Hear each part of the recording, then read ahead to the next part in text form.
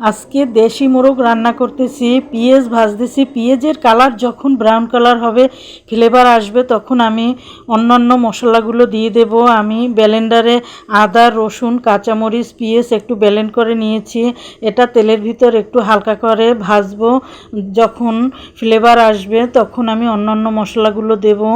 জিরে গুঁড়ো 1 টিস্পুন দিয়েছি, তারপরে দেব ধনে গুঁড়ো 1 টিস্পুন দিয়েছি, এরপরে দেব লাল মরিচের গুঁড়ো 1 টিস্পুন দিয়ে দিলাম, তারপরে দেব 1 টিস্পুন হলুদের গুঁড়ো। এভাবে করে আমি মশলা ভালো করে কষাবো।